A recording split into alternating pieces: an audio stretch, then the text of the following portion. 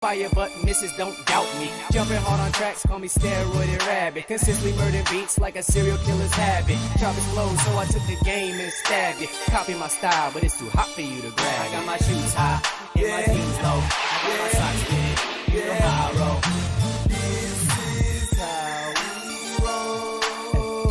I got my shoes high, and my jeans low. I got my socks fitted, you know how I roll. Well, it is, As I take another pull from my Cohiba, overlooking green fields full of reefer. My suit say let it sow on my cufflinks. Summer look to Jay-Z and Puffy. I ain't saying that I wanna be like them. I'm getting fat stacks, why your paper so thin? Look within the eyes of a hustler. I need me a mansion so I can buy a butler.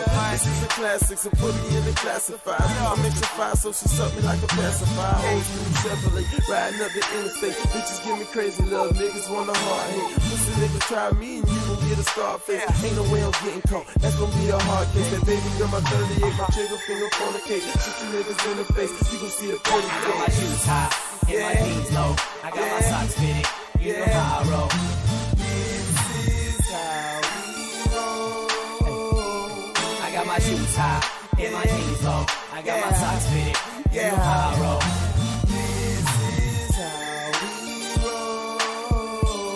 Since a youngin', I knew I had the flow to succeed. Always kept my nose high, like trying to stop the bleed. Kept running, there was nothing in my way to impede. So ahead, it's safe to say there's no one after me. But I'm trying to rise up while you bathroom bitches sink. Hot like I'm in me, my aroma doesn't stink.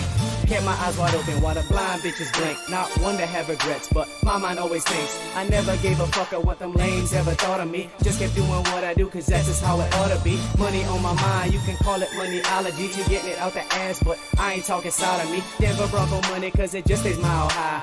Whopper junior bitches, I don't beef with small fry. Little fingers on the side, cause you can't be this fly. Tell me to keep my bread up. So I do my money in the sky. Sandstorm. Hey, mom. Classico, I see you. Hey, that's how we roll.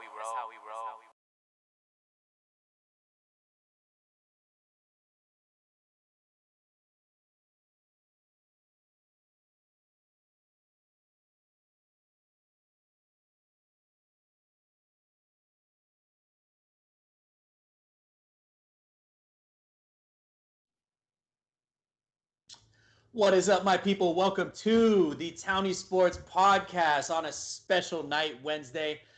We did not want to, coincide with the Celtics playoff game, so we decided to push it a day to Wednesday so we can kind of recap the Celtics game and some of the other games that have been taking place. But anyway, just want to hit you. Thank you so much for tuning in. Sorry we didn't get to you yesterday.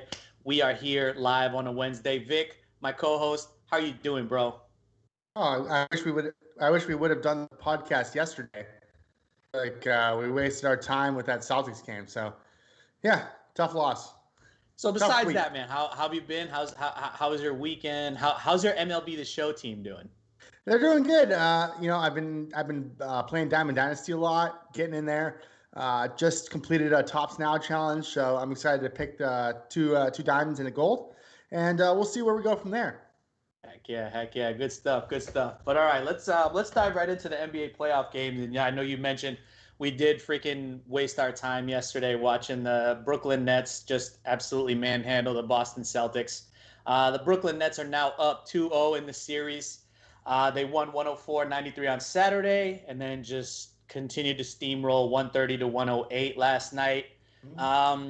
This series is over. As much as it pains me to say it, I mean, we may have a Tatum 60-point game to take one, but I don't really think so. But Vic, what are your thoughts on the game last night and then just the series overall?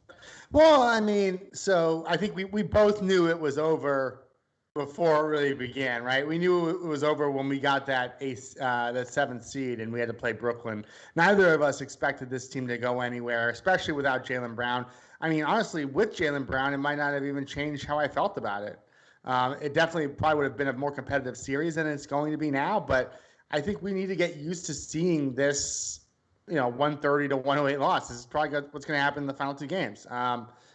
The only positive out of this playoff series is that we're seeing what Robert Williams can do.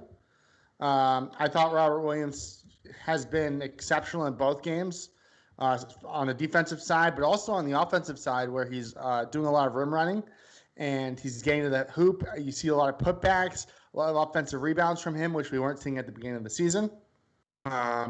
And I think that we found our center of the future.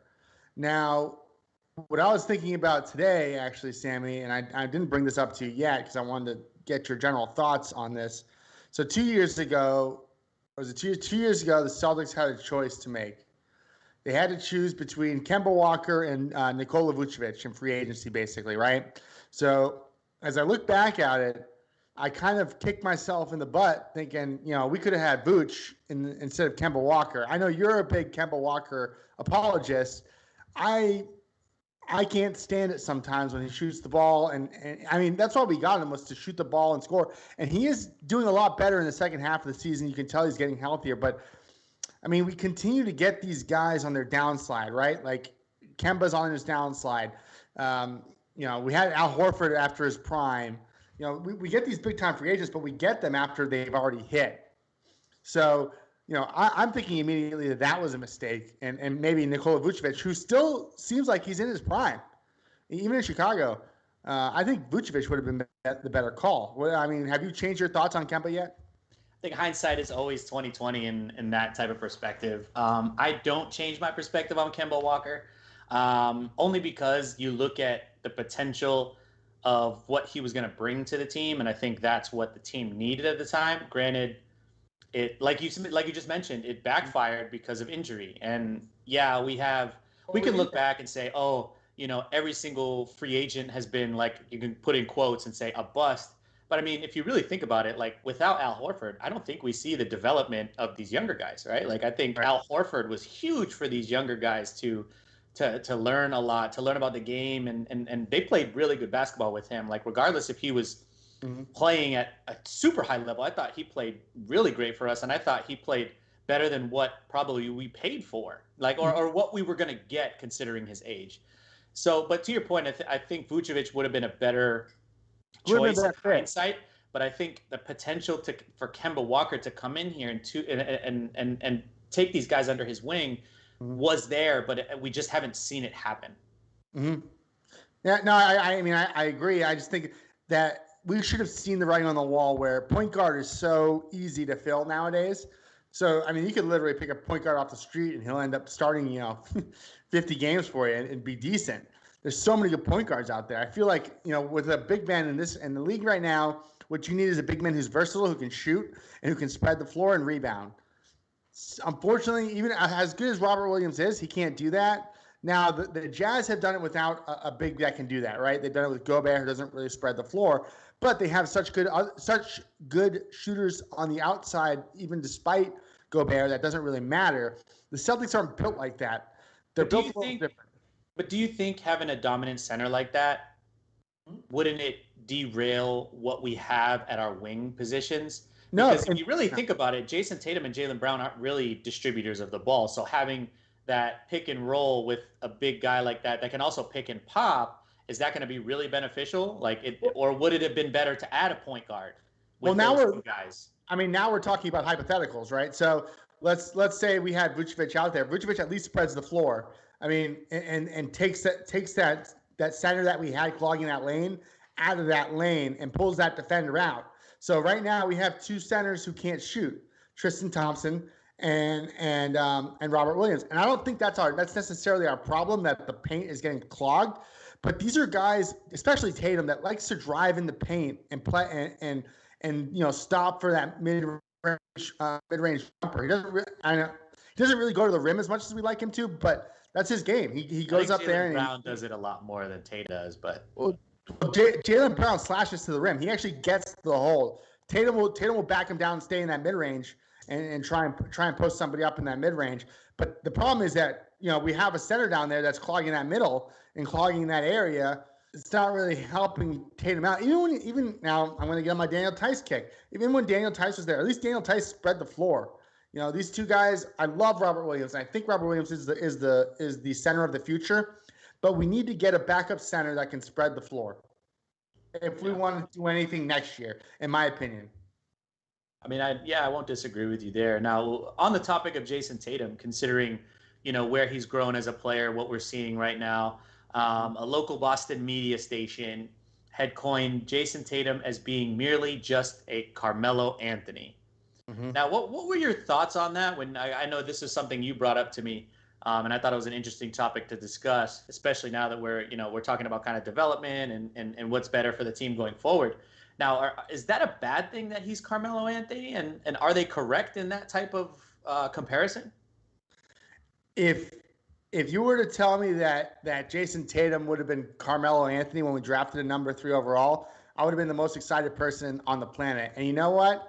I still think that's a great. I would love if Jason Tatum turned out to be Carmelo Anthony. I mean, could you imagine? That'd be incredible. And let's look at Carmelo Anthony's career stats. So I'm only going to take I'm not going to count the last 4 years of Carmelo because let's be honest, it wasn't really Carmelo. He's after his 33 year. He was 33 years old at the end of the 2018 season. He's 34, 35, 36 ever since, and he hasn't played as many games. So I'm going from the 2003 season when he was drafted to the 2015-2016 season. He averaged 25 points on 45% shooting and 48% effective field goal percentage.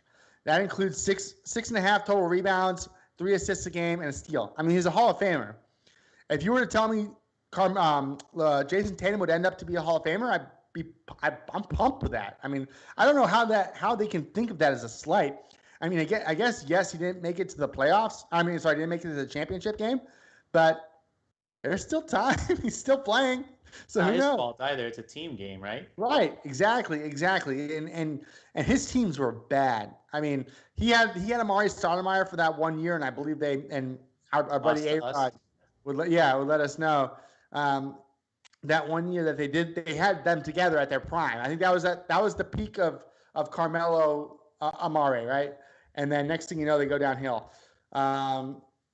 The problem with Tatum is I don't even know how long he's going to be in Boston for. I don't think he's in there for the long term, unfortunately. But I don't want to depress everybody. I mean, it's only one playoff series, and look at us complaining. We've been to the Eastern Conference Finals 3 of the last 4 years, and we're bitching. So I mean, they're still young. Tatum and Brown are still young. I think next year's a new year.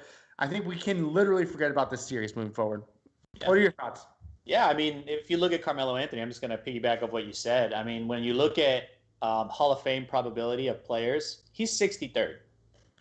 Let me name the active players ahead of him, okay? LeBron James, Steph Curry, James Harden, Anthony Davis, Chris Paul, Kevin Durant, Dwight Howard. Those are just the active players that are ahead of him. Everybody else, besides those active players, everybody else that is above him at that Hall of Fame probability percentage at .985 are all Hall of Famers. So he's sitting right there at like you said, at Hall of Fame status. He's absolutely more than likely going to be a Hall of Famer. And to your point, he was drafted in arguably our era's greatest NBA draft. Like absolutely. That 2003 draft is probably one of the best drafts we've ever seen. LeBron James, Dwayne Wade. I mean, those are just a few of the names that were there with him. Yeah. So, yeah, I don't think that's a slight at all. I actually agree with you. I don't think, Jason Tatum is in Boston for the long haul, unfortunately, unless they do some drastic things in the front office, but they do anything with the roster construction. I do think, I don't want to keep saying this because I do say this a lot. I don't want to blame the season on just injuries and COVID. But I mean, that's a huge part of these guys' development is practice. And if you look at how they play after practice, and even when they went on, I believe when they went on that 9 or 10 game win streak, that was after I think they got 2 days or 3 days off and 2 of which they practiced. And you saw the game change. Now, obviously, teams make adjustments and you have all these other teams that are more veteran material. So they're able to make adjustments on the fly. These guys are young, man. Yeah. And I don't like to keep making that excuse and say it, but I mean, that is a big part of this Celtics team. So yeah, it's unfortunate. Our number one priority this offseason needs to be re-signing Evan Fournier, in my opinion. We need to bring him back. We need a full season of Fournier. I think we can get him on the cheap. I don't think there's a better free agent out there. We need to re-sign Fournier. I'll agree with you there, 100%. I think he's much needed, and I think a full season and a full off season is going to be very beneficial. Yep. So let's move on to the other little bit of drama that's going on. So the Lakers last night tied the series 109-102. A little scary there, a little tight. I was watching a little bit before I went to bed. But they lost Sunday 99-90. A couple notes that I wanted to point out. So Devin Booker logged 45 minutes in game 1, 40 in game 2 in the victory, and 45 minutes in game 1 in the victory, and then 40 minutes in game 2. And although Chris Paul is important to their success, I felt like he was kind of a non-factor scoring-wise with only 7 points and 8 assists in 34 minutes. Anthony Davis, on the other hand, let's look at the other side of the coin, right? Anthony Davis in game 1, 13 points in 39 minutes on 31% shooting. Yikes. Game 2, 34 points, 10 rebounds, 7 assists on 47% shooting in 40 minutes. And he also got to the free throw line 21 times compared to, I think it was 5 in game 1. Right. So I know it doesn't need to be said, but AD has to show up to every game in order for the Lakers to be successful going forward. And I think he's still banged up. Are the Lakers in trouble? Yeah, I think they are. I mean, you look at this game where the Phoenix Suns shot on uncharacteristically low 30% from the three-point line. That's not like them. Yeah, that's last night. I mean, and then not only that, but you had a really off game from Chris Paul, who only scored 6 points, like you mentioned. Every number there is about normal. If you bump up Chris's points to 16, let's say he gets 10 more points, they win the game. They win the game. So I think the Lakers are in trouble as of right now. LeBron, I mean, one of my heroes to go from such a great character to such a bitch. I mean, that one's for you, average Kurt. But honestly, I've never seen somebody flop as much as he does. I mean, other than Landry Shamet, I think LeBron James has just been all over the place. Complaining about fouls, whining about this and that. Now, we came into this series, everybody favoring the Lakers, but I like the Suns here now. This is going to be a 7-game series, in my opinion. I think this one's going to go to the distance. If the bench can continue to go there, if we can continue to get points from Cam Payne, if we can continue to get points from Dario Saric, who we didn't last night, but we did the first game, and even Cam Johnson, the guy that was drafted from North Carolina that was supposed to be a 3-point shooter. He was supposed to be a sharp. That's his thing. He's a sharpshooter. He only shot 4 3-pointers last night. I want to see that go up. I want to see Chris Paul take a 3 instead of going 2 for 5 from the field, and also get to the free throw line. I mean, these guys haven't gotten to the free throw line. So, I like this. This is probably my second favorite series, Sammy. What do you think? Yeah, I mean, this series is looking to be pretty good. We're gonna get some drama, I think, going forward. You got DeAndre Ayton, who I think had a pretty good game last night, 22 or 24 points, to actually help them stay a little bit into that game. And I think the biggest thing we're seeing is, at least in my opinion, we're used to seeing LeBron James carry these kind of underachieving teams, and now he has everything he wants. Yeah. And it's just like, why are you struggling? Right. I get it's age, right? And I think that's probably going to be the biggest excuse and the biggest thing all the LeBron fans are going to say, oh, look at what he's doing at age 35. And I'm like, yeah, but his will, let's see a little more. This is going to be a big test for him. I'm already been a LeBron apologist. I used to hate him so much back in, I'll say it again, in 2008 and all that stuff. Danny Ainge had to create a super team to stop LeBron James. Right. But we saw greatness. We see greatness a lot, and I think this series is going to really prove if LeBron still has something left. But to your point, I mean, look at this. This team is not the 2008 Celtics. Okay, you got Anthony Davis, who's Kevin Garnett. You got LeBron James, who's Paul Pierce, and who's your Ray Allen. I mean, what an anomaly it is for Dennis Schroeder to go for 24 points. That's so funny. You literally compared the entire team to the 2008 Celtics. I was just trying to mention a little bit. You just went in. You dove. Hey, dude, where's the Leon Poe here? I don't see him, guy. I don't see no Leon Poe, no Eddie House. Oh my god. I don't know, Falco. What do you think? Oh man.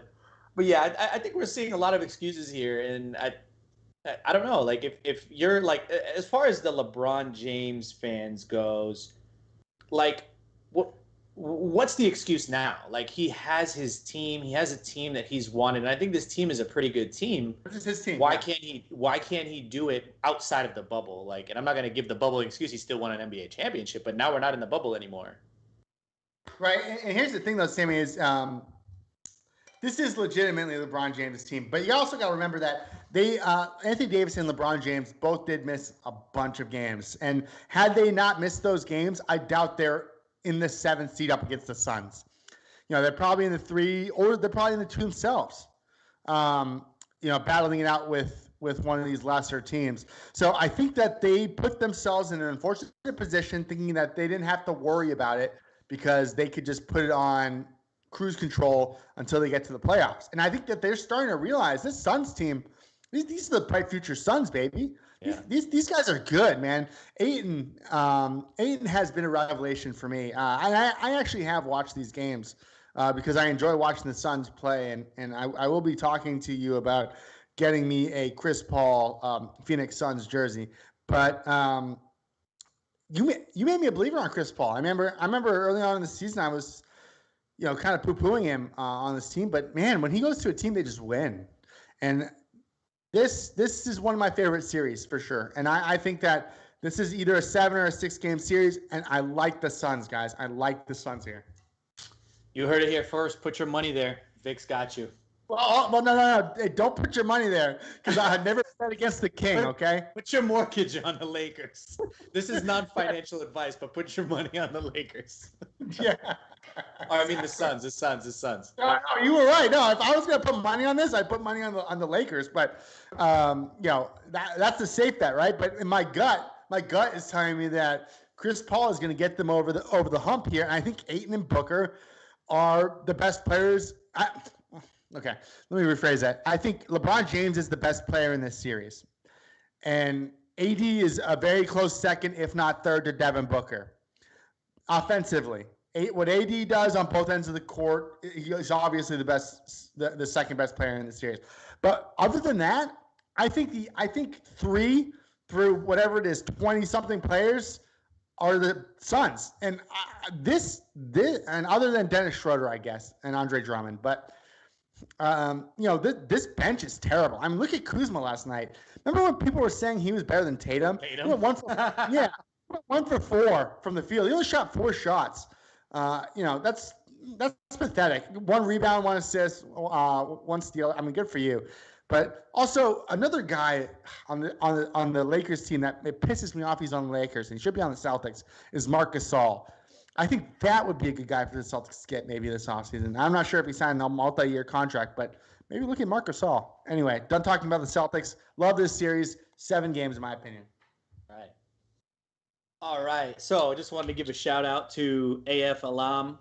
We will be touching on the Ja Morant Grizzlies in a second. But first, before we get to that, I wanted to touch on my man Luka against the Clippers. The Dallas Mavericks against the Clippers.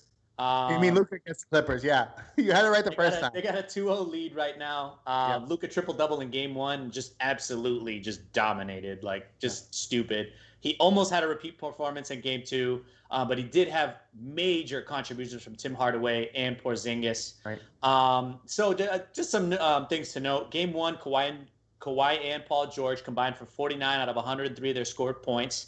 Then in game 2, they combined for 69 out of 121. Nice. It is becoming too easy, in my opinion, to blame Kawhi and George, which I think they do have a little bit of blame, obviously, defense-wise.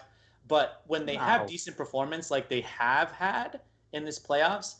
Now, with that being said, of your opinion, do you think the Clippers have a little bit of, not to be, that comparison, but of a Celtics problem? Are they so top-heavy and have very little contributions from anyone else? But I think talent-wise, they are not where the Celtics are, right?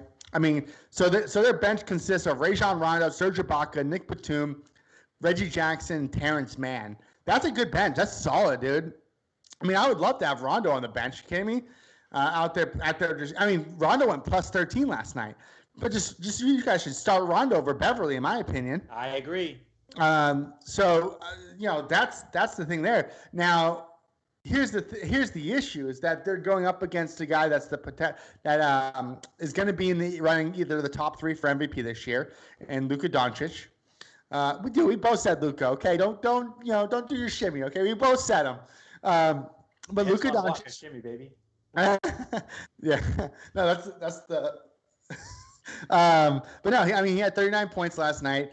Went 7 rebounds, 7 assists, which is, that's the typical stat line for Luka. But here's the most interesting thing about this Dallas Mavericks team, Sammy.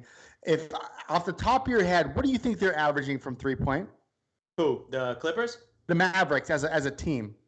For the series or this season? For the series. 40%? Dude, they're going 50% from the threes. 50%. That's outrageous. The next closest team is the Trailblazers at 48%. But the next below that, the third team is 40%, and the fourth team is the Celtics at 36%.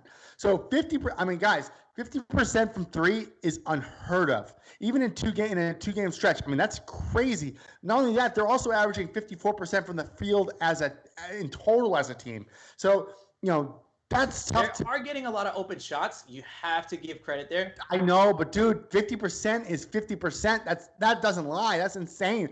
Like you said, Tim Hardaway went off last night, 6 from 8 from 3. You had Maxi Kleber go for 2 for 2 from deep. Luka went 5 from 13, which is not typical of Luka to shoot so many 3-pointers because he hasn't been a great 3-point shooter this season.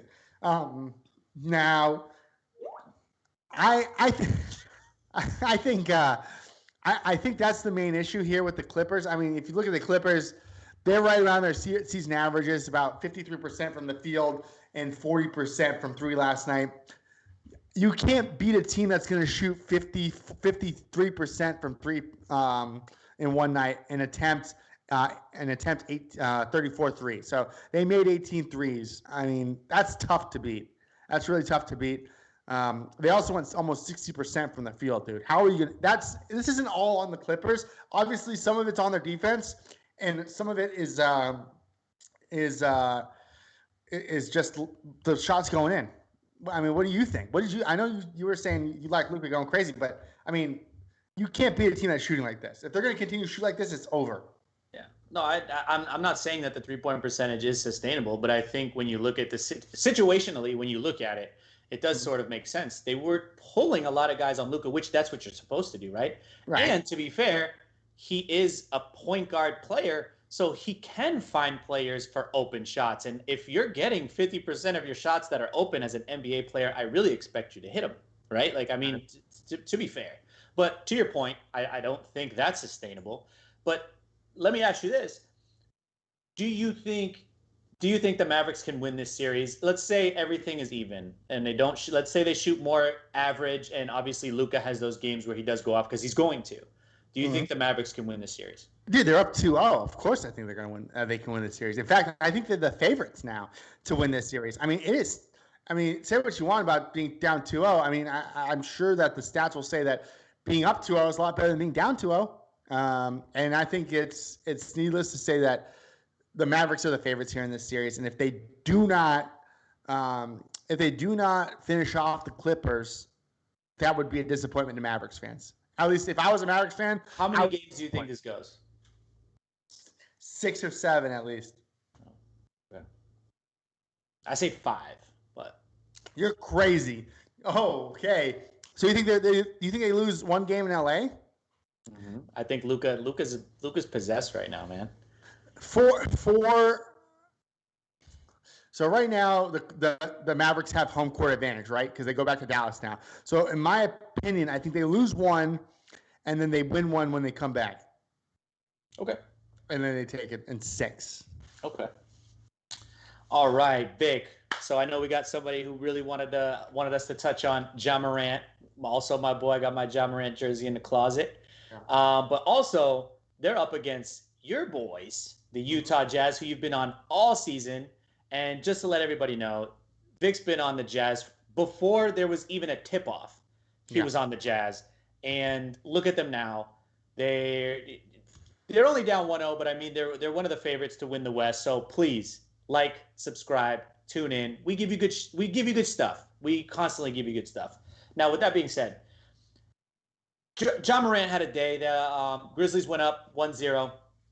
There was no Donovan Mitchell in Game 1. What happened there? I was reading a little bit, but did you hear about that? No, I did, and I saw that he was pissed about that. He was actually being held out. I think it was more of a precaution thing. They played tonight at 10 p.m. and as I look at it right now on the injury report, they pull it up. I want the most recent one here, so let's take a look here on the injury report today. Let's see. We have Donovan Mitchell coming back. So as of right now, I believe that the Jazz. Okay, so the Jazz have no injuries listed, which means that Donovan will be back tonight. So that's bad news for the Memphis Grizzlies and your boy Ja Morant. By the way, I love watching Ja Morant play. What is that face you're making right now? Are you stuck like that? Okay. So, okay. Anyway, so as I look at it, okay, guys, Sammy is stuck with that face. Sammy is stuck with that face. So, so while he gets his computer rebooted here, I'm gonna go ahead and just riff on the Jazz Grizzlies series. I can hear Sammy. You still there? I can hear you. All right. So I'm going to continue along here. So what we have right now is a matchup predictor. So on ESPN, they predict that the Utah Jazz have a 76% chance to win this game. I agree with them. I think that the Utah Jazz do not lose another game in this series. The issue, Game 1, in my opinion, was that there was no Donovan Mitchell. There was no facilitator. So when your offense revolves around several guys, and let's be honest, they only lost by 3 points. So it's not like they absolutely completely shit the bed here, guys. Mike Conley still had 22. Bojan had 29. Joe Ingles even threw an 11, and Rudy Gobert had 11 himself. So typically, you're going to see Donovan Mitchell come through as a facilitator, which in my opinion, the fact that the Grizzlies only beat the Jazz by 3 here just shows, that I think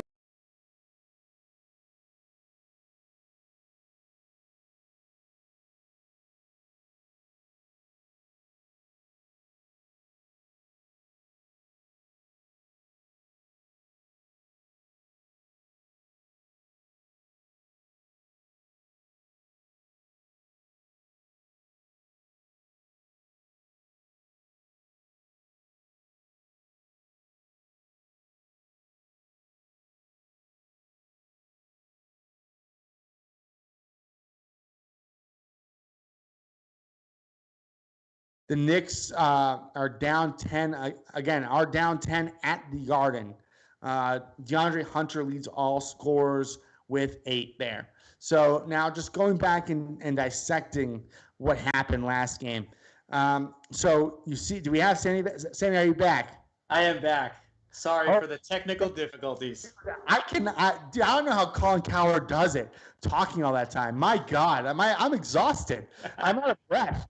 Sorry about that, everyone. No. So I was about to move on to the next game, but tell me about your thoughts on the Grizzlies Jazz. Yeah, I think we just saw a little bit of a fluke happen. I think Donovan Mitchell not being there. I mean, I do love Ja Morant. Don't get me wrong. Ja Morant's going to be a superstar for many, many, many, many years, and it's really, really great to see. He's so exciting. He can do so many things, all over the court. But obviously, I mean, you missing out on Donovan Mitchell, and that team looks a little bit more lost. And I mean, they were a 3 away from tying it, and Ingles didn't even hit it, and he got it off, but he just couldn't sink it to tie the game. So right. I think this is going to be this is another series. I know we keep saying it, but this is going to be another very interesting series. Really, I wouldn't be surprised if we it's get a over. John Morant 60-point game too. This one's over in 5. 5? Yeah, easy. I think it's a double-digit loss tonight for the Grizzlies. Damn. Okay. Over in 5, huh? Yeah, for sure. Okay. Yep. Okay. All right, moving on. I want to put a about little bet with you on it, but I won't. I'll save that for another time. So moving on, we got the Knicks, Hawks. Let's bet golf. Let's bet around the golf. If Round this of game golf? goes past, but you have to call the number. What's your number? But I thought we were gonna do an over under 5. What the fuck? Over under disadvantage. You would take the under Over for under 6. Over under 6. Okay. Okay. I got the under. You got the over. If it's 6, we push. All right. All right. So moving on. Now that we have a little friendly bet, and we are gonna. Let's go 5. Let's go 5. Over under 5. I take the under, or I take 5. Anything over 5, I'll pay for your round of golf. Let's go. So I get 6 and 7. You get 5 or 4. That's fair. No, I get 5 or 4. Unless Oh, yeah, Memphis you get sleepers 5. are Wait, not. whoa, no, that doesn't. Nah, that wouldn't make No. sense. Make 6 the push. All right, fine. 6 will be push. 5 you get it, and then 7. I get it. That's fair. All right. All right, moving on. We got the Knicks and the Hawks. I just don't really know how I feel about the series. I wanted to touch on it because of our boy A-Rod. We like to, clown him a lot. I know you got a lot to say about the Knicks team, so that's why I wanted to talk about it a little bit as well. Trae Young called game with a pretty floater and shushed the ever so loud and outspoken crowd at MSG on Sunday, and it was beautiful. To be honest, I was pleasantly surprised. The game was pretty entertaining, especially in the fourth quarter. But in my opinion, this has got a phrase that I've coined, and I think I mentioned it to you. These two teams seem to be in a bit of like an Eastern Conference purgatory. Like they're just solid playoff teams with some decent depth, but they just don't. They lack that top end talent that I think won't be able to do anything to the top 2-3 teams in the East. I do think the Knicks have better depth overall, and I think they can give the Sixers a little more of a challenge than the Atlanta Hawks. But anyway, with that being said, what say you, Vic, about Sunday's game and the series? Sweep!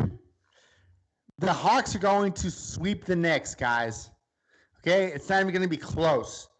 Okay? So, yeah, Trae Young went all Reggie Miller on the New York Knicks fans and shut Spike Lee up. How do you like that, Spike?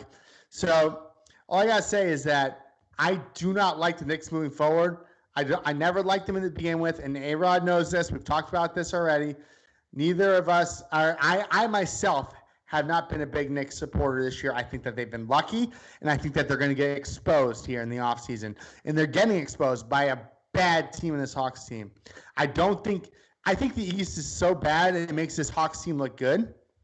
And it's really disappointing. I mean, it's Brooklyn, Philly, drop down a tier, Milwaukee, drop down a tier, everybody else. I think you drop down an entire planet, and then it's everybody else. Exactly. And I mean, they got 32 points from Trae Young, which is great. But if you look at the Knicks, they didn't play a completely terrible game. They shot 45% from the field, 33% from three as a team. They had 18 points from Alec Burks in the fourth quarter. Right. No, I mean that's great, and they got 17 from D Rose, right? So I'm really proud of them. I'm really proud of the Knicks there. What a great job they did. What a great job they did on. That's a nice picture, Sammy. On what they did there, but you've got 10 points from Quickly. They don't have a star. There's no star on this team. I know everybody likes Julius Randle because he just won the Most Improved Player of the Year award, but he's not tested, man. He's going to get tested against this team, and I think that the Atlanta Hawks run away with it in 4. All right. I'm not gonna argue there. I'll probably watch this occasionally this series just to see Trae Young cook a little bit. I think he's fun to watch. But yeah, I just don't see the Knicks. No hate to my boy. I'm actually really happy for my boy. His team's finally in the playoffs. My boy A-Rod. But I mean, let's be real. Both these teams are gonna get demolished in the next round anyway. So does it even matter? Well, here's the thing: is like I don't know that that's true, Sammy. I mean, look at last year. We had that Miami Heat team who's not even in the playoffs anymore in the Eastern Conference Final, or who didn't even make the playoffs in the Eastern Conference Final. So I mean, I wouldn't say that. I mean, the Miami Heat are in the. I'm sorry. They are not going to make the Eastern Conference Finals this year. Well, so aren't we. Well, I mean, nobody. Yeah, I misspoke. So, but here's the thing: is like the Miami Heat, they're not going to make it to the finals this year.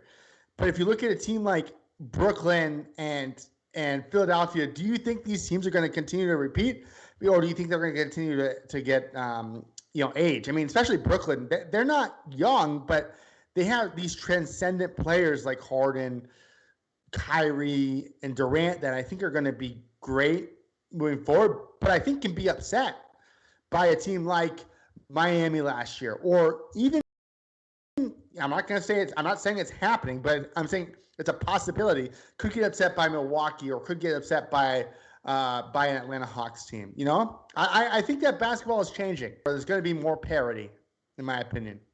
I don't see any team in the East right now that looks like how Miami looked. I just don't see it. Like, I need to watch a couple more Hawks games. Maybe maybe my mind will be changed. Maybe you'll convince me. I don't think it's the Hawks. I don't. I think it would be Milwaukee. I think the only other is Milwaukee.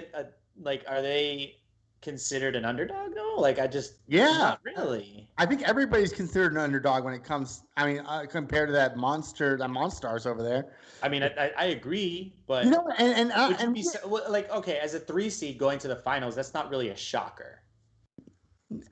I disagree. I think most of the time, it is a 1 or a 2 seed that makes it to the finals. And you know what? We didn't even touch. I think you'll see more parity in the West than you will in the East this year. Yes, I agree. But we didn't even touch upon what Kyrie said about Boston and what he did there. I kind of did want to touch on that because it hurt my feelings a little bit. And I think it was I wouldn't say he was completely wrong in what he said. I mean, of course, but I'm not going to touch on those that don't know. Kyrie came out when he was interviewed, since they're bringing the series into Boston, and this will be Kyrie's first playoff series playing in Boston since he left Boston. And they asked him a question of how he's going to feel coming back in a playoff series. And I really recommend everybody to watch it. I am by no means saying that there is no racism that occurs. We're a sports show, so we're trying to touch on the sports concept of what he was mentioning. Now, all he said was, to paraphrase, I hope it stays strictly basketball. I hope it stays professional and not any, I forgot what the words he said, and not any doesn't get racial. Yeah, I hope it doesn't get racial. And yeah, so as you were saying, continue. Essentially saying, and I don't want to put words in his mouth, but that's absolutely what I'm going to do, is essentially saying that Boston is a racist city that, so if anybody boos him, basically, they're a racist is basically what he's saying, I guess. But what a genius move by him on his part. He hedged his bets. To turn the media narrative around. So now everybody's going to feel sorry if Kyrie gets booed at and gets absolutely just shit on in the Garden, which he absolutely will. He did it on purpose, and it didn't help, like you said, that KD came to his defense. Now, again, I'm not saying that racial things or racist things aren't said at the Garden. I haven't been there in so many years, and Boston, I'll be honest, does not have the best history when it comes to race relations in sports. So I can't speak to that there. But what I will say is that it was a clever move by him, but also still he's an asshole for saying it. So, but we'll see what happens. I know he's going to get absolutely booed at the Garden, but I'm excited for it.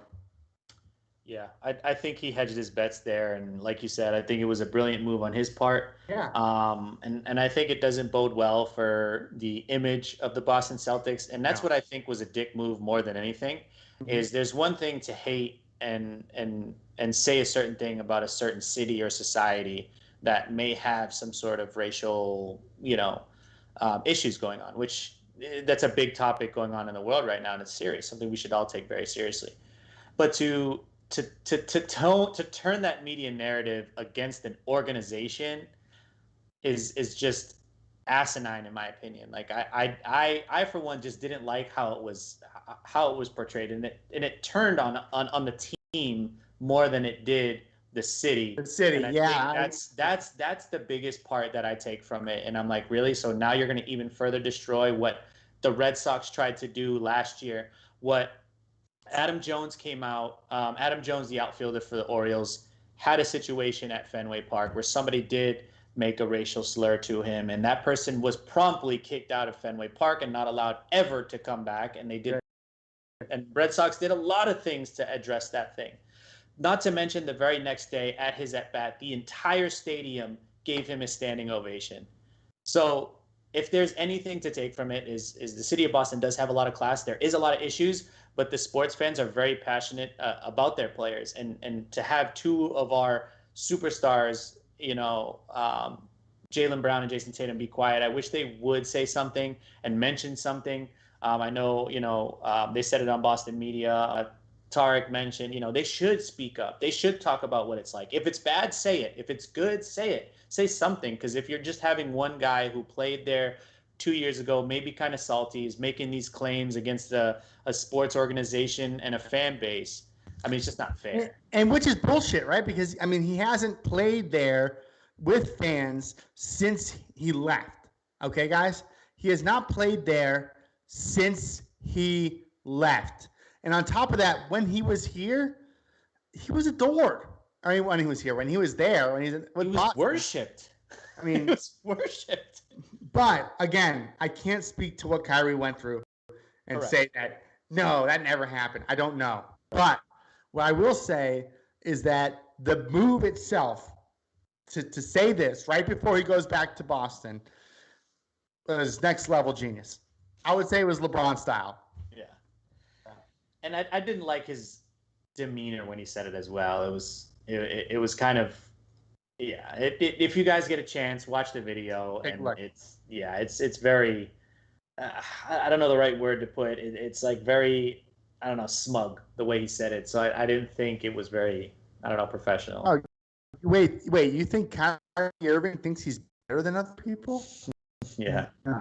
Like, it's like different than when Russell Westbrook came out and was talking about it. Like, that was more of a serious nature, whereas Kyrie's comments were a little more smug and if there's issues, like you said, if there's issues, we don't know, and I'll never understand what he went through. But genius move, like you mentioned. But anyway, moving on.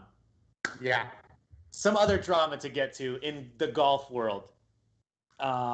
In this massive world of instant knowledge and Twitter gangsters, we see two big studs of the golf world starting up a little feud before our eyes. Bryson DeChambeau and Brooks Koepka seem to have some beef on the Twitter sphere, and every day it's getting a little more juicy. So, Vic, I read a little bit about it. Don't really fully understand it. You're a bigger golf guy than me. What's the lowdown on this beef? Dude, so this is incredible for the golf world, right? So you finally have a Phil Tiger rivalry with Bryson DeChambeau and Brooks Koepka, two monsters of the game coming together and absolutely hating each other. It's incredible. And they're taking it. So it's like if Phil Mickelson and Tiger, now of course neither of them are as good as Tiger, of course, but they're the best that we have in the game right now. Well, at least Brooks is. Bryson is just a polarizing character, and they're complete opposites, right?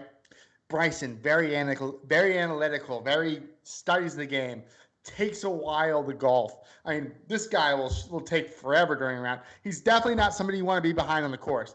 But Brooks Koepka, a jock, but a total bro who you could totally hang out with on the weekends, right? Slam a few brewskis with. It's these two polar opposites coming together and just like meeting and they don't like each other at all. And this all stems from a video that was posted online of an unaired Golf Channel interview where Brooks Koepka is getting interviewed by the reporter, and you see Bryson DeChambeau walking by in his metal spikes, which are, by the way, antiquated on the PGA Tour and probably something that annoys Brooks Koepka. But anyway, walking behind Brooks Koepka, and Brooks Koepka gives the biggest eye roll in the history of eye rolls ever since my wife decided to stop doing the dishes and asked me to do them. So the biggest eye roll since then. All right, guys? But it's great for golf, man. I loved it. Before, golf can kind of get lame and boring, and you need a rivalry to push it. That's what Tiger and Phil was. And not only the greatness of Tiger, but that Phil would kind of get under his skin. But the thing is, like, Bryson has real estate in Koepka's head now, right? You saw that big eye roll, and he's jarring at him on Twitter, and then Bryson's coming back on him on Instagram. It's hilarious. So if you guys aren't big golf, and the best thing is these guys are going to be teammates during the Ryder Cup. So for those of you that don't know the Ryder Cup is basically a golf tournament that happens every 2 years. It's the U.S. versus the world, basically. It's U.S. versus the world, and these guys are going to be teammates during the Ryder Cup. So must watch, guys. I recommend highly, if you haven't already deep dived into this, deep dive yourself in there and try and follow along, because this is great stuff. And not only that, Bryson DeChambeau hits bombs. Okay, he drives greens that are 400 yards out. But watch him golf. Built like a brick house. He is, and he eats a lot of food, and I respect that.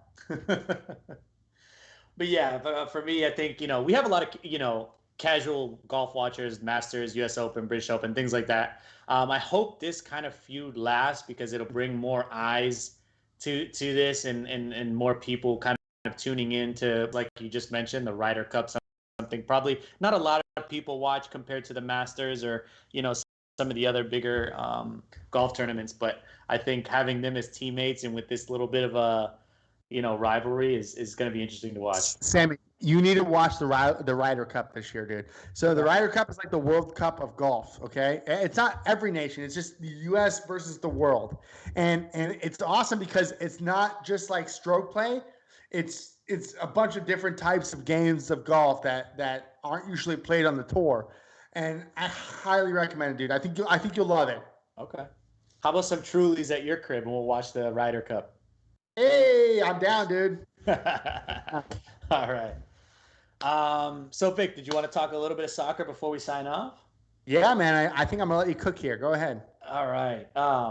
So there's, as some of you may know or may not know, we got some huge soccer tournaments happening over the next 2 months. So first and foremost, we got the Champions League this Saturday, May 29, 3 p.m. Two big Premier League clubs duking it out for European League supremacy. Should be a fun one. I don't see Manchester City losing. However, if there was a team that could give City kind of an issue, I think Chelsea, with their current form, is one of them. What do you think? So let me answer your question with a question. Okay. Chelsea missed out, right? Is Chelsea missing out on the Champions League currently? Did they finish fifth? Yes. They missed out for next year. Yeah. So if Chelsea, which means if Chelsea were to win the Champions League, then they would be in the Champions League again. Because, no, Chelsea's in. They're fourth. Oh, Chelsea's fourth. Okay, but they're on it. Okay. So regardless, this means nothing for next year. So I mean, obviously the Premier League is the best league in the world. I mean, you can roll your eyes all you want, but it is the best league in the world. I mean, it has the best teams. They consistently win Champions League cups. The only team that I think could rival them at this point is probably Bayern Munich. They have the most money. That's all. That's true, and and that a lot of that could go to maybe it's an English-speaking country, so it's easier to watch the podcast here in the U.S. No, I'm serious. Like, why else would they have the most money? It's because they're accessible to bigger markets like the United States. So they can get that money. Now, I personally prefer the German league. I love Bayern. I love Borussia Dortmund. I love how the Germans don't put a stigma on the U.S. players. The U.S. players will go over there and they'll grow. They go to Europe to sell T-shirts. Okay. I'm sorry. They go to England to sell T-shirts. They go to Germany to actually play and improve and become good players. So again, always thinking about it on the USMT side, right? But no, to go back to your point about the Champions League, you know a lot more than this than I do. But from a casual fan's perspective, the best matchup that we could have gotten. I'm excited for Chelsea versus Man City. They know each other. These are teams that have played each other several times this year already. I think Chelsea won both. And Chelsea won both. So, I mean, that's incredible. I'm rooting for Chelsea because of our main man, Christian Pulisic. And I think they will pull it out. If you want to put your money somewhere, don't listen to me. Who are you putting your money on? And I don't know. I'm probably not going to touch it. Okay. All right. So with the Champions League, next month. You tell me where to put my money. Where am I going to tell you to put your money? Man, I'm not betting against. So what would be the line that would push you off of Manchester? Let me look it up right now. Let me see if the line's posted. Hold on. Give me 1 second here. All right. I thank you all for your patience as this is riveting podcast stuff here. So let me see if this is here. Let's see. It's on 529, and I know we're not a lot on time. Okay, so I don't have it. Line's not posted yet. But what would be the number that would get you to Chelsea? 2 goals? Yeah. Okay. Or yeah. I think this is a 1-goal match. Sure. All right. With that being said, 18 days away from European Soccer Championship, the Euro 2021. All the rosters have been announced. Have you seen any of the rosters yet? No, I'm looking at them. You have them on the outline here, and I'm reading them right now. I didn't put like all the names, but I just put a couple of squads with a couple names on there that are pretty interesting. Just a couple. I want to get to a lot more probably next week and the week after, and I'll also touch on Copa America because that's going to be fun, and the Gold Cup, but that's in July, so we can push it a little bit. What's one squad that you left off, Sammy, is Belgium. Yeah, Belgium is another team that I didn't want to touch on yet, just because there were some of the other ones that I wanted to mention before. Sure. I think Belgium's another squad that's really good. Another team that has a ton of players that were in the Champions League. Pretty much, I think most of their starting lineup was in the Champions League. But yeah, first and foremost, I think France is the favorite right now. That it's scary. That France is scary. Like, this is a scary, good team. They just announced that Benzema is going to be called back, which is huge news for them, considering they've been with the lack of a striker, and they've been so dominant without a true striker. Like, that's like, you guys mark my words, there are very few weaknesses that this team has, and now especially with Benzema being the striker on the team. But I think the biggest thing that we're going to have to see is how Benzema and Griezmann can coincide on the same team, considering one's a false 9, one's a true 9. How are they going to be? So why was Benzema left off is my question. Man, there was a lot of stuff off the field that occurred, which involved lawsuits, scandals. If I'm not mistaken, I believe Benzema had some sort of sexual relations with an ex-teammate's wife or ex-wife. Well done. And it caused, that's the rumor, right? Like, that was the big issue. Who was the teammate? Was it Mbappe? It had to be somebody good to keep Benzema off the squad. Valbuena, who no longer plays for France as well. Well, it must have been well liked then, because he was not better than Benzema. So if you kick one off, you kick off Benzema. Well, Valbuena was a pretty good player at the time that the situation happened. So, yeah. Nah, fair. But yeah, I think that France team, for anybody, that's a team to watch. Not to mention they're in the same group as Germany. So it's France, Germany. I think I got it up here. Perfect. France, Germany, Portugal, Hungary, all in the same group. Poor Hungary. They're going to get demolished 6-1 every game because all three teams are going to want goal differential. And so they're just going to be teeing off on them. But France, Germany, and Portugal are going to be duking it out. Portugal is second. Portugal's the odd man out. Even though they won the last Euros, three right? Can make it. Three could make it.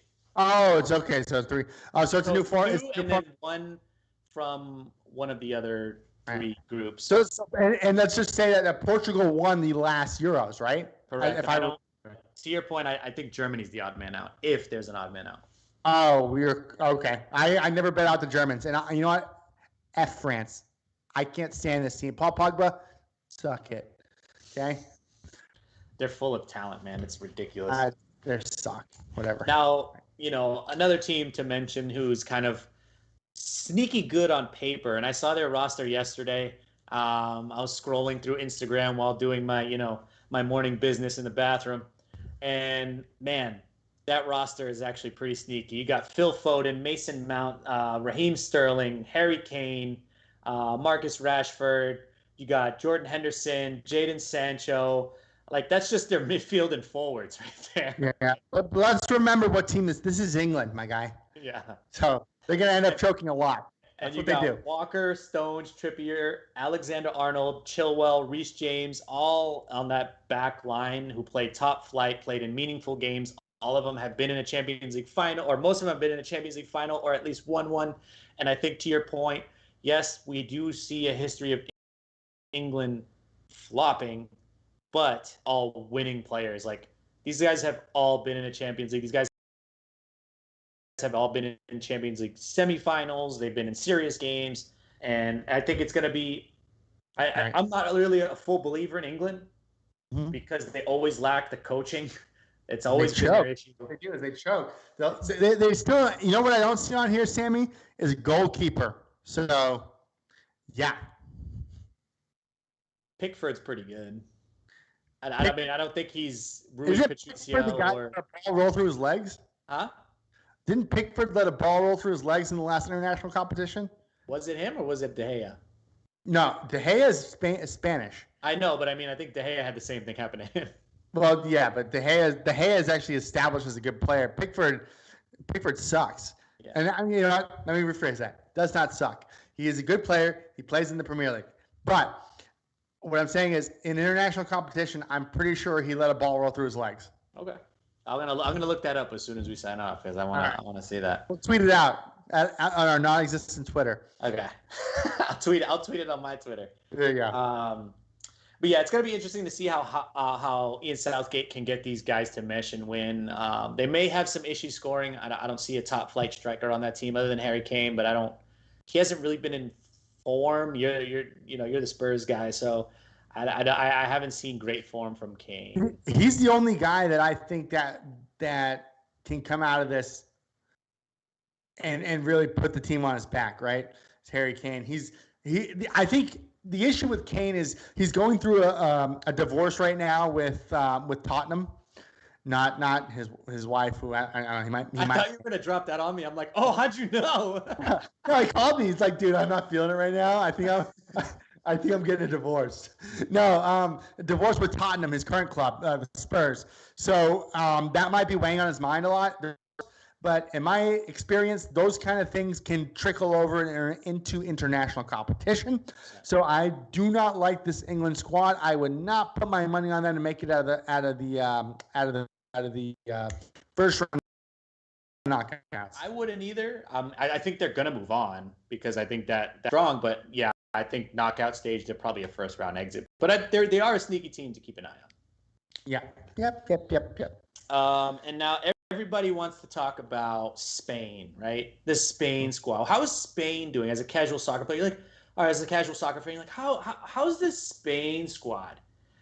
And this Spain squad is probably the weakest Spain squad that I have ever seen. And they left Sergio Ramos off He hasn't been in form. This Spain team just seems to be on a passing of the guard. They're kind of an in between. They got some older guys. Like they're just, this is. Well, the fact that they still have Jordi Alba back there and Abichuela. Abiqueta. What's his? How do you say his fucking name? Azpilicueta.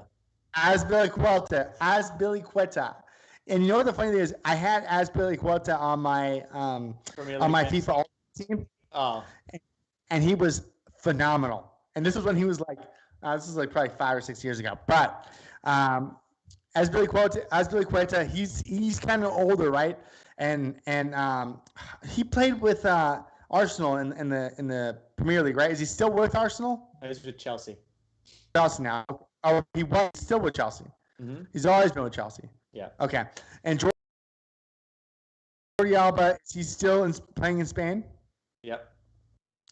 So, but what happened to these guys? They're so old, I feel like. Yeah. I mean, Busquets, like that's Koke. I mean, he's still there. Yeah. I mean, these guys are old, man. You got some good players. You got Ferran Torres, who's a young guy from Manchester City. I mean, Alvaro Morata, he's a coin flip. He's probably the definition of streaky shooter in soccer. Like when you look at like an NBA player who's a streaky shooter, like Alvaro Morata is a streaky striker.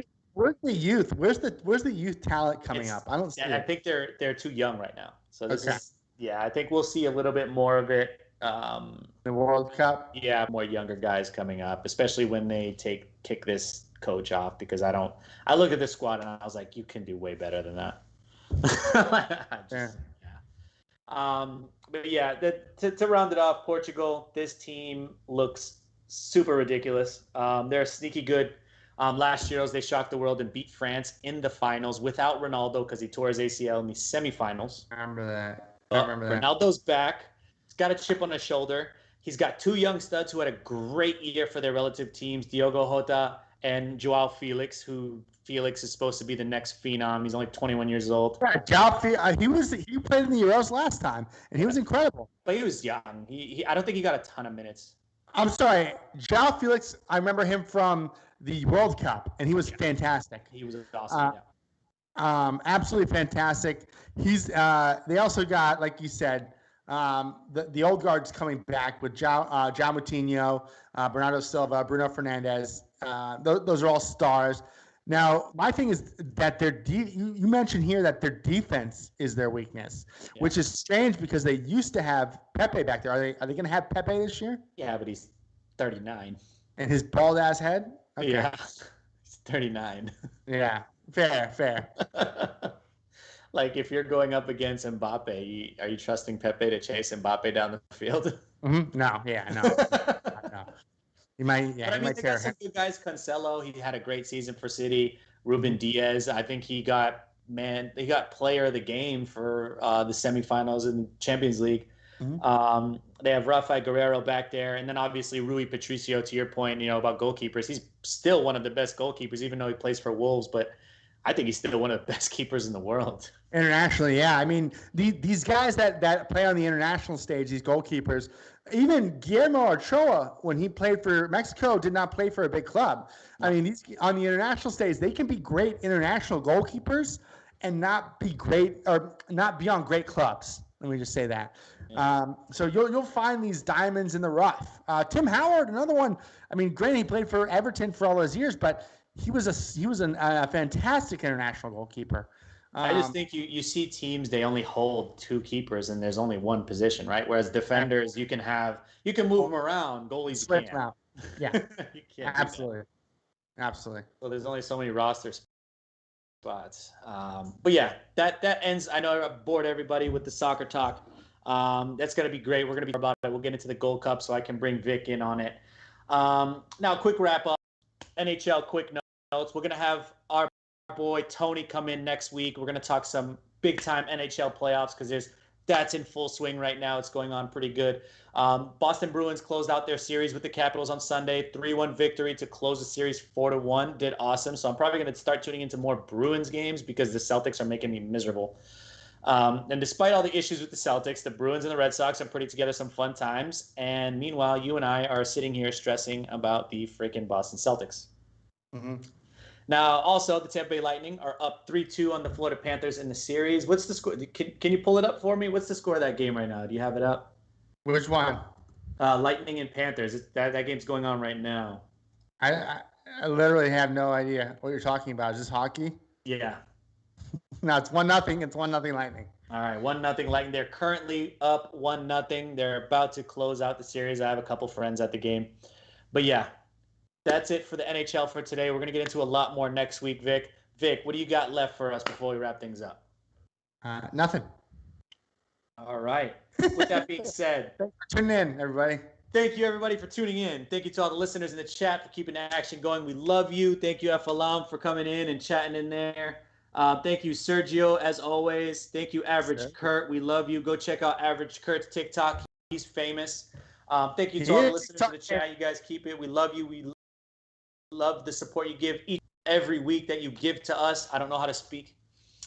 But I do want to say that I see some people lurking. Like we every week we get a nice little report and we look and we see, oh, who are the subscribers and who are the people watching? And it just seems like the subscribers aren't really matching up with the people that are watching. Why don't you just, if you're coming back, just subscribe and you'll get a nice little notification. Or you can turn your bell off and then just come knowing that we go every Tuesday. Follow us on Instagram, Townie_sports, or you just hit us with a like and a subscribe and put your YouTube on silent. That's all we want. Yeah, you're not going to have to worry about any more Celtics playoff games at 7:30, guys. Don't worry about it. Yeah, we're going to be on every Tuesday. It doesn't matter. We're not wasting our time watching the Celtics anymore. So just like, subscribe to the channel. It's easy. We love you. Yes, sir. I'll get you a cookie. So please like and subscribe to the channel House of Fandom. We'll be live at 8 p.m. every Tuesday. Next week, we will have our boy Tony on to talk NHL playoffs. I just conversed with him, and he is down to come live. We'll touch a little bit more on the NBA playoffs. Hopefully the Celtics are swept by then so we can enjoy the playoffs for the rest of the time. Also, be sure to check us out on Instagram at Townie_sports. Give us a follow. Also, go like our page, House of Fandom. It is House of Fandom, one word, on Instagram. And our Facebook page, House of Fandom, for more news, events, and podcasts as they come out. Also, I want to give a big shout out to the House of Fandom. They kick off the first annual summer movie preview show with a twist. So pretty much Clark and Tank are gonna go on shirtless. It's with a twist. So they're gonna go on shirtless and talk about movies that are coming out. No, I'm just kidding. Clark, Tank, and Danny are joined by special guest panelist Spike, Drew the Time Traveler. The Time Traveler's coming back. And new to the guest panel, Bundy. Before the boys cover the 2021 summer movie session, each panelist selected a past summer blockbuster to look back on, including a look back at the first movie named a blockbuster, which was called Jaws. Dun-na, dun-na, dun-na. Independence Day, Gladiator, Aliens, Avengers, Endgame, Jurassic Park, and Don't say giggity. let me ask you a question. So, Sammy. Be sure to check that out tomorrow. I think that's going to be a great episode. I'll be sure to tune in. Vic, what do you need to close us out? Can we get Drew the Time Traveler, or are we not? Can we get him? Is he a get for us? I get. Okay, there we go. But first, we got to have Danny on, and then we have Drew the Time Traveler. Yeah, we got to get Danny on first. But yeah. All right. Thank you, everybody, for tuning in. We love you so much. We'll see you guys next week. Thanks, guys. Appreciate it. Take care. Have a good week. Hey, Wally and Sandstorm. How we roll. Hey. Yeah. I got my shoes high and my jeans low. I got my socks fitted. You know how I roll. This is how we roll. I got my shoes high and my jeans low. I got my socks fitted. You know how I roll. This is how we roll. Yeah. Homicidal clothes cause I'm dressed to kill. Leave 6 bitches oohing cause I'm worth a mill. Flow is ill, spitting no vomit spill. Killing them softly, but I ain't Lauryn Hill. I'm a Beantown boy with a Trigger City mind state. Leaving hoes surprised like they going on a blind date. Had that ass spinning, best believe that booty gyrate. Come fresh to the game, so y'all lanes better migrate. Versatile cat, so I flow on a South Beat. Spit so hard I fuck around and hurt my teeth. My vision stays clear, why y'all looking cloudy? Yeah, I spit fire, but misses don't doubt me. Jumping hard on tracks, call me steroided rabbit. Consistently murdering beats like a serial killer's habit. Drop his flow, so I took the game and stabbed it. Copy my style, but it's too hot for you to grab. I got my shoes high, and my jeans low. I got my socks fitted, you know how I roll. This is how we roll. I got my shoes high, and my jeans low. I got my socks fitted, you know how I roll. Wale. Okay. Yeah. As I take another pull from my Cohiba, overlooking green fields full of reefer. My suit say let it sow on my cufflinks. Summer look to Jay-Z and Puffy. I ain't saying that I wanna be like them. I'm getting fat stacks, why your paper so thin? Look within the eyes of a hustler. I need me a mansion so I can buy a butler. This is a classic, so put me in the classified. I mix a fire so she suck me like a pacifier. Old school Chevrolet, riding up the interstate. Bitches give me crazy love, niggas want a hard hit. Pussy niggas try me and you gon' get a scar face. Ain't no way I'm getting caught, that's gon' be a hard case. That baby girl, my 38, my trigger finger on the cake. Shoot you niggas in the face, you gon' see a pretty I got my shoes high, and my jeans low. I got my socks fitted, you know how I roll. This is how we roll. I got my shoes high, and my jeans low. I got my socks fitted, you know how I roll. This is how we roll. Since a youngin', I knew I had the flow to succeed. Always kept my nose high, like trying to stop the bleed. Kept running, there was nothing in my way to impede. So ahead, it's safe to say there's no one after me. But I'm trying to rise up while you bathroom bitches sink. Hot like I'm in me, my aroma doesn't stink.